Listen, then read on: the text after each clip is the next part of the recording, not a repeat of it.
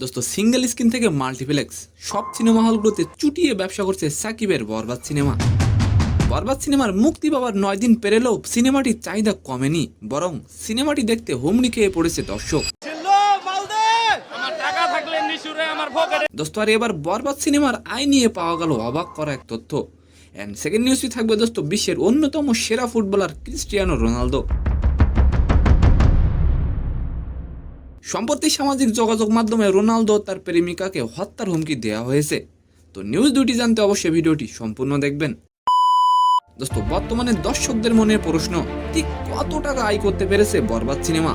দর্শকদের সে কৌতূহল মেটাতে আয় নিয়ে মুখ খুলেছে প্রযোজনা প্রতিষ্ঠান রিয়েল এনার্জি প্রোডাকশন। দোস্ত মঙ্গলবার 8 এপ্রিল ফেসবুক পেজের মাধ্যমে প্রতিষ্ঠানটি বরবাদ সিনেমার আয় নিয়ে মুখ খুলেছেন। দোস্ত বরবাদ সিনেমা কি পারবে বাংলা ইন্ডাস্ট্রির 1 নম্বর সিনেমা হতে? অবশ্যই কমেন্ট করে যাবেন। মুক্তির প্রথম 7 দিনে বরবাদ সিনেমার গ্রস কালেকশন 27 কোটি 43 লক্ষ টাকা। দোস্ত তবে মাল্টিপ্লেক্স ও সিঙ্গেল স্ক্রিন থেকে কত টাকা আয় করেছে সে বিষয়ে আলাদা কোনো তথ্য দেননি প্রতিষ্ঠানটি। দোস্ত বরবাদ সিনেমার এ আয় দেশের সিনেমা ইন্ডাস্ট্রিতে রেকর্ড পরিমাণও বলা যেতে পারে। এর আগে প্রিয়তমা সিনেমাটি 1 মাসে ইনকাম করেছিল 27 কোটি, বাট বরবাদ তা করে দেখিয়েছে মাত্র 1 সপ্তাহে।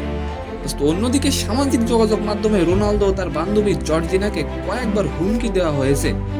এতে সৌদি আরবে নিজের পরিবারকে নিয়ে উদ্বিগ্ন রোনালদো। দোস্ত নিরাপত্তা জোরদার করতে নতুন দেহরক্ষী নিয়োগ দিয়েছেন রোনালদো। রোনালদোর নতুন দেহরক্ষী হিসেবে ক্লাদিও মিগুয়েলকে নিয়োগ দেওয়া হয়েছে। তো সম্মানিত দর্শক, আজকের ভিডিওটি কেমন লাগলো অবশ্যই কমেন্ট বক্সে জানাবেন। আর ভিডিওটি যদি ভালো লাগে অবশ্যই একটি লাইক দিয়ে আমাদের চ্যানেলটিকে সাবস্ক্রাইব করে দিবেন। ধন্যবাদ।